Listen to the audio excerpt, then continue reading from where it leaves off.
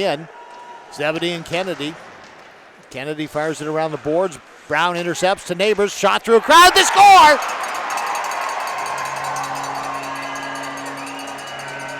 About chest high, the deflection. I'm not sure who touched it, but I think it was Zebedee at 8:55. But it was just fired towards the net, and then all of a sudden, as Beaver was going up, the puck got deflected down.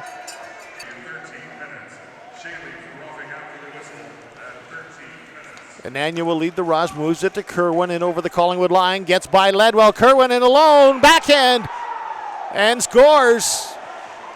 Ledwell got caught reaching for the puck, and then a nice little move by Kerwin on the backhand. Power play goal at 13:30 to tie things up. Across the line to Taylor, back to Reddick in alone, shot it wide. Back out to center ice, Mazaminos for Stouffville into the Collingwood zone, cuts to the middle, wrist shot, scored! Pulled the goalie off to the right, fired it back to the left, and Stouffville, after watching a couple of near misses in their own end, take a 2-1 lead at 17:02 here in the first period. Reddick pushes it deep to Shaley. Shaley to Lalonde.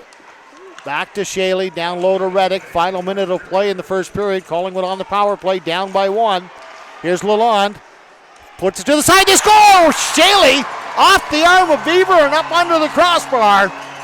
Power play goal for Collingwood with 52 seconds remaining in the period, and we are tied at 2. There you see the celebration along the bench. Colts now desperately need a whistle or a break like that with Stouffville passing it all the way to their own ends. Colts still trying to make the change. McEachran cutting into the middle. There's the shot. Scored.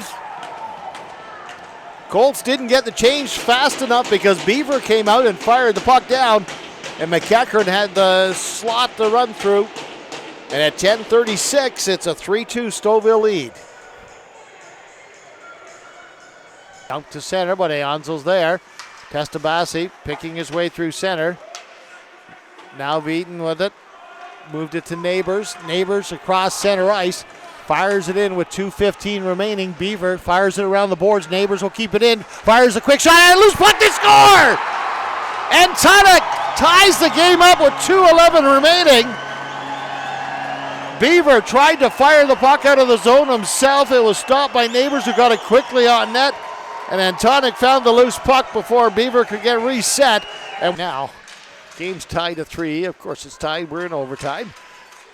Neighbors for Collingwood puts it behind the net. Sweeney gets in the battle at the side of the goal, tries to pull it out in front. They whack away at the side, at the top of the crease, off the lane, they score! Shaley has put it in and given Collingwood a 4-3 victory off a surprising scramble in front. And the Stouffville players just standing, looking around. They aren't sure what happened. And to be honest, I don't think everybody else in the rink knows either, because the puck was just bouncing around, and then all of a sudden, Shaley got a half whack at it, and it went in. And the Colts, who scored late in the third to tie it, score early in the extra period to win it. And they head to Stouffville on Sunday with a chance to wrap up their first ever playoff series in their inaugural season. So they will be the ones looking to push it to Pickering. And we will see if Stouffville can push it back to here on Monday night.